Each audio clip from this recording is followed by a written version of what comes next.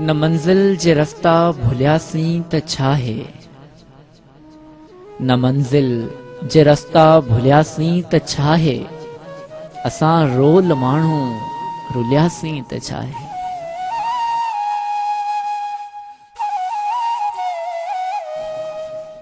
असां जेकॾहिं दिल में मंदर हुजूं हा, हसीनाऊं भेटनि में ॿारिन हा ॾिया, असां या त मस्जिद जा महराब थियूं हा, पवन हा असां ते के सजदनि जा लिया।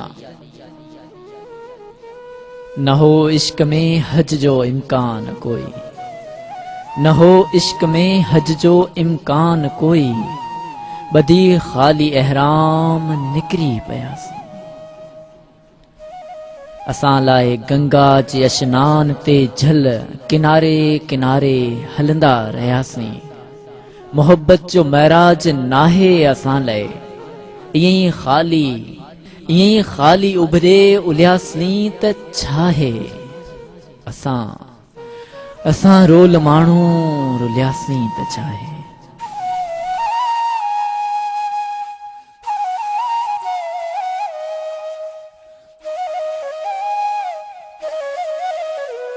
न वारनि खे मिलियूं फणियूं आङरिन जूं, न ज़ुल्फनि मां आई हवा का उठे जी, ज़माने में भुलिजी कॾहिं कई न हूंदी, असां लाइ ॻणती का परते रुठे जी।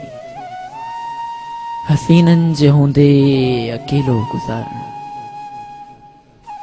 हसीननि जे हूंदे अकेलो गुज़ारण, वॾी साबिती आहे अभागे हुजण जी। असांजी त तक़दीर कंहिं वक़्तु सखणी कई नाहे दावा सभागे हुजण जी। असां लाइ सुनसान सभु घर घिटीअ में, असां लाइ सुनसान सभु घर घिटीअ में, वञी कंहिं बि दर वटि रुकियासीं त छा है, असां रोल माण्हू रुलियासीं त छा है, असां रोल माण्हू रुलियासीं त छा है।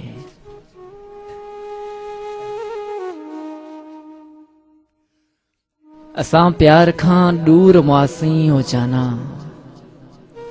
असां प्यार खां दूर मुआसीं हो जाना, ख़ुदा कोन बख़्शींदो जन्नत असांखे। आहथड़नि ते मेहंदी जी हसरत असांखे, मिली कान अहिड़ी का दौलत असांखे। रखी दर खुलिल जे ॾिसन राह पंहिंजी, रखी दर खुलिल जे ॾिसन राह पंहिंजी, असांखे निगाहूं सिहत कोन आयूं, जिते थक बदन जा भॼन हा समूरा, जिते थक बदन जा भॼन हा समूरा, खुलिल दिल ऐं ॿाहूं सिहत कोन आयूं, असां सां ज़माने के का गर्ज़ न आहे, असां सां ज़माने के का गर्ज़ न आहे।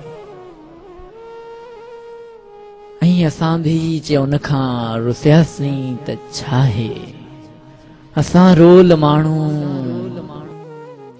रुलियासीं त छा है, असां रोल माण्हू रुलियासीं त छा है।